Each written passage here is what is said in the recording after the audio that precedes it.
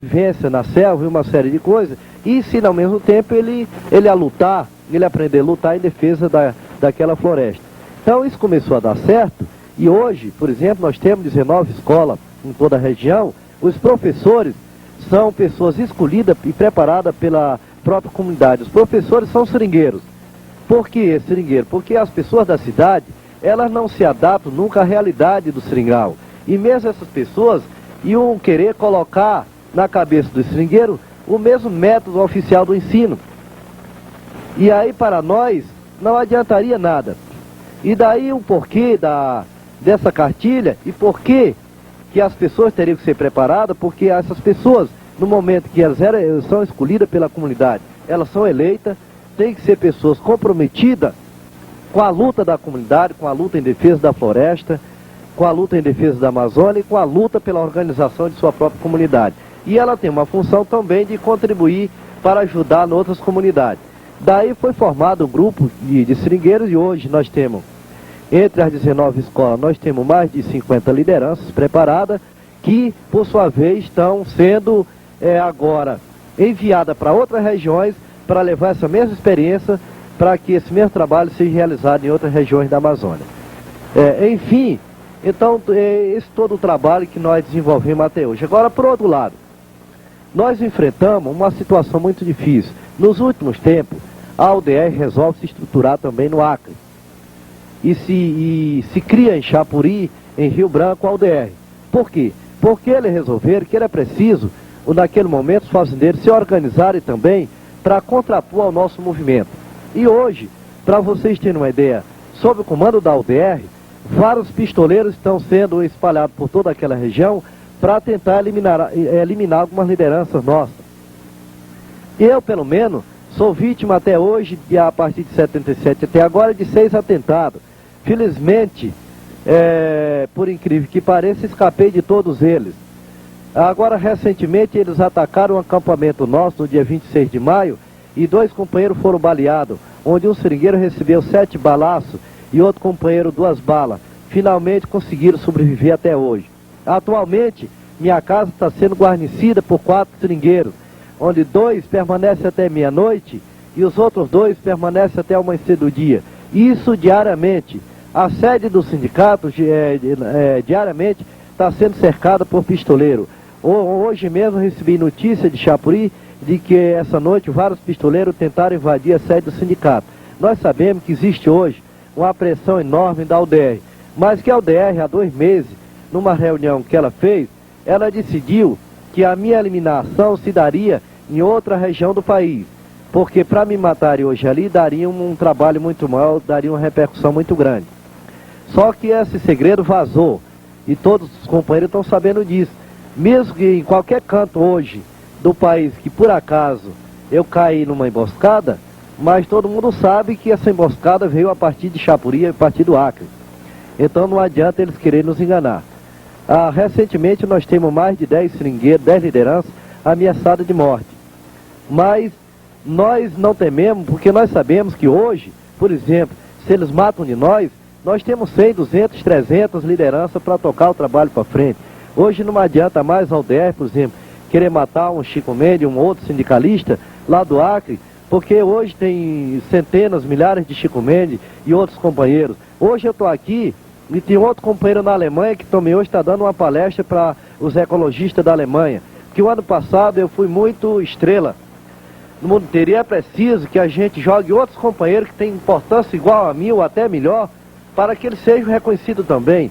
Porque se eu apareci o ano passado e estou tentando essa campanha Rio de Brasil, mas eu tenho dezenas de outros companheiros que têm a mesma importância, só falta eles serem reconhecidos também.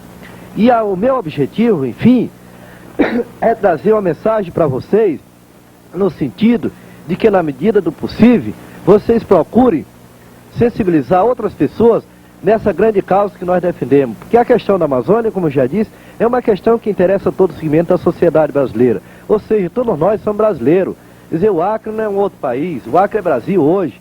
E ele é Brasil porque exatamente foi uma conquista dos próprios acreanos naquela época.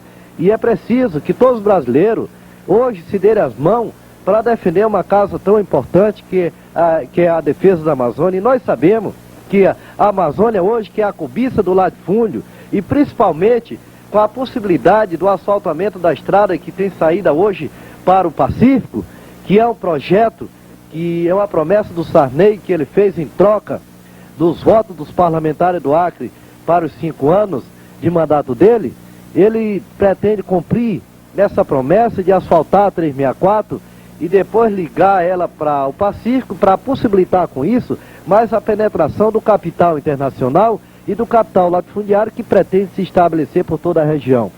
Isso é mais uma razão e é mais uma questão que nos preocupa, porque nós precisamos acelerar muito mais rápido essa organização para que a gente não seja tragado mais hoje ou mais amanhã pelo peso político que os latifundiários têm para toda aquela região. Para vocês terem uma ideia, no ano passado, mesmo com toda essa resistência, foram queimados na Amazônia 20 milhões de hectares de floresta.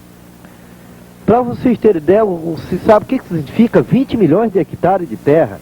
Isso compreendendo o estado de Mato Grosso, Goiás, Amazonas e Acre, Rondônia.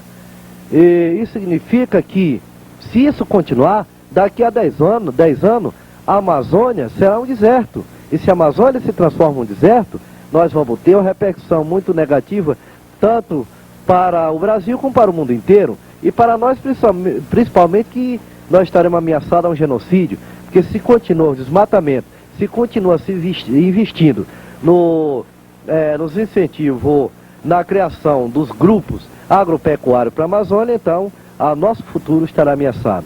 E eu acho que o futuro da Amazônia depende muito da organização e da resistência da sociedade brasileira, principalmente dos trabalhadores brasileiros. E quando eu falo em trabalhadores, não serão só os seringueiros, nem os índios, mas sim os seringueiros, os índios, estudantes, os intelectuais, professores, enfim, todo o segmento da sociedade brasileira. Uma outra coisa importante que eu esqueci de colocar para vocês também, e que fortaleceu muito a nossa luta, que quando eu falei inicialmente para vocês que o seringueiro foi usado para o confronto contra o índio e que matou milhares de índios, hoje essa mentalidade mudou e hoje existe uma aliança.